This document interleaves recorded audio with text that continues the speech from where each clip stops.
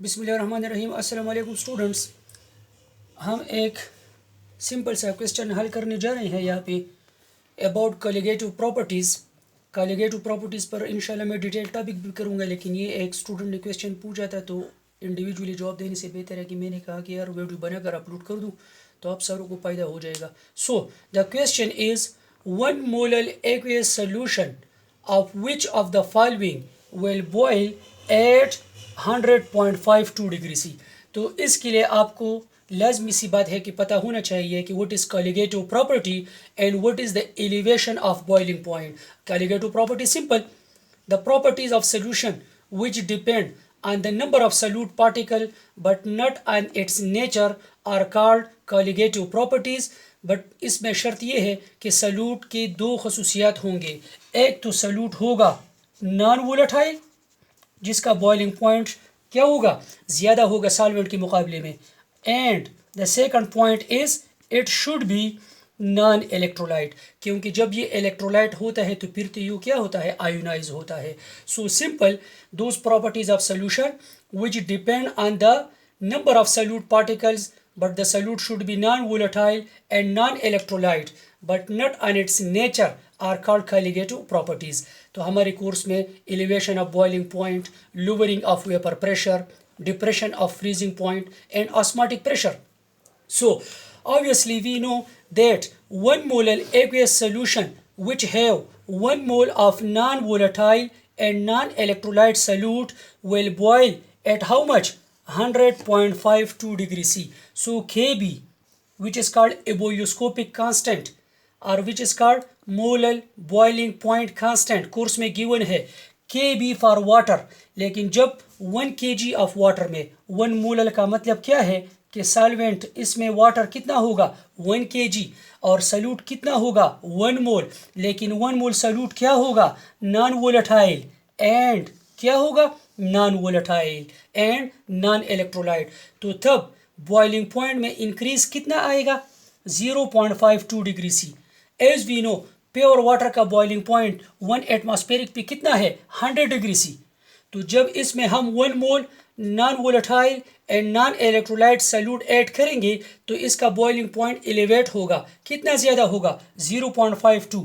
तो तब 1 molar aqueous solution of any solute which is non-electrolyte and non-volatile will boil at what degree C, 100.52 degree C। So question ये है कि कौन सा सल्यूट हम 1 kg वाटर में ऐड करें कि उसका बॉइलिंग पॉइंट कितना हो जाए 100.52। 1 मोल ऑफ ग्लूकोज, बिल्कुल ठीक, 1 mole of glucose is non electrolyte and non volatile, क्योंकि ये तो मॉलिक्यूलर सॉलिड है, ये फर्दर आयोनाइज नहीं होता। सेकंड ऑप्शन है 1/2 मोल ऑफ सोडियम क्लोराइड। तो सबको पता है कि सोडियम क्लोराइड तो इलेक्ट्रोलाइट है, ये क्या है, ये तो इलेक्ट्रोलाइट है, ये तो आयोनाइज होगा। सो अगर हम 1/2 मोल सोडियम क्लोराइड लेंगे, 1/2 मोल सोडियम क्लोराइड जब आयोनाइज होगा तो ये सोडियम आयन बनाएगा क्लोराइड आयन। तो अगर ये हाफ मोल है तो लाजिमी बात है हाफ मोल ये सोडियम आयन बनाएगा और हाफ मोल क्या बनाएगा क्लोराइड आयन बनाएगा। तो लाजमी सी बात है कि टोटल नंबर ऑफ पार्टिकल भी इसमें कितने होंगे 1 मोल, उसमें 1 मोल ऑफ ग्लूकोज होंगे और इसमें 1 mole of sodium ion and chloride ions combined होंगे। हाफ मोल ये होगा, हाफ मोल ये होगा। इसी तरह सी ऑप्शन है 1/3 मोल ऑफ कैल्शियम क्लोराइड। तो जब कैल्शियम क्लोराइड आयोनाइज होगा तो 1 यूनिट इसका 1 कैल्शियम आयन और 2 क्या देगा क्लोराइड आयन। तो लाजिमी सी बात है 1/3 मल्टीप्लाई बाय 3, क्योंकि 1 यूनिट आयोनाइज होने से कितने आयंस बनते हैं 3 आयंस बनते हैं। तो इसमें भी टोटल नंबर ऑफ आयंस कितने होंगे 1 मोल, यहाँ पर भी नंबर ऑफ पार्टिकल टोटल कितने हैं 1 मोल, और ऑब्वियसली ये तो नॉन इलेक्ट्रोलाइट है, ये भी नंबर ऑफ पार्टिकल 1 मोल होंगे। So concentration is related to the number of individual species. यहाँ पर भी नंबर ऑफ पार्टिकल 1 मोल है 1 Na, यहाँ पर भी 1 Na है। स्टूडेंट कहते हैं कि सर ये तो हाफ मोल है लेकिन इट इज़ इलेक्ट्रोलाइट। ये जब आयोनाइज होगा तो टोटल मोल्स कितने बन जाएंगे पार्टिकल्स के आयंस के 1 मोल। स्टूडेंट कहते हैं कि सर ये तो 1/3 मोल है, लेकिन 1/3 मोल क्या है, इस एक यूनिट में 3 आयंस है, तो 1/3 mole unionisation will give how much, total 1 mole of ions. So all of them have same concentration, have same boiling point, have same elevation of boiling point, have same vapor pressure. So obviously which one is correct? All of these. और जैसा कि आप ये note कर लें कि अगर solution में 1 मोल ग्लूकोज है या हाफ मोल सोडियम क्लोराइड है या 1/3 मोल कैल्शियम क्लोराइड है, तो लाजिमी सी बात है कि इनका एलिवेशन ऑफ बॉइलिंग पॉइंट क्या होगा, सेम होगा।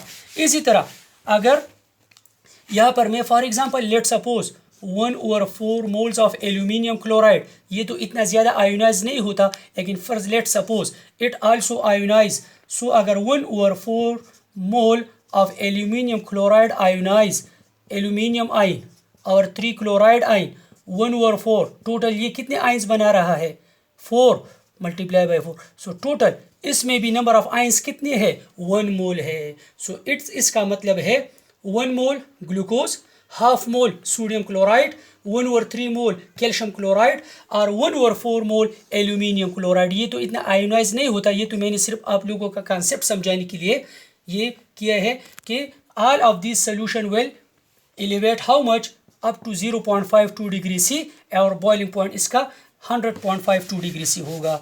और इसी तरह 2018 की ईटा में भी क्वेश्चन आया हुआ था कि अगर for example 0.5 mole of potassium nitrate dissolved in 1 kg of water will boil 8 dash degree C. तो स्टूडेंट कह रहे थे कि सर 0.5 मोल है, एलिवेशन के बी 0.52 किसके लिए है, 1 मोल के लिए। तो जनाब वो 1 मोल क्या होगा, नॉन इलेक्ट्रोलाइट होगा। यहाँ पर हाफ मोल है, लेकिन ये तो आयनिक कंपाउंड है। ये पोटेशियम नाइट्रेट जब आयोनाइज होगा ऑब्वियसली ये पोटेशियम आयन बनाएगा, नाइट्रेट आयन बनाएगा।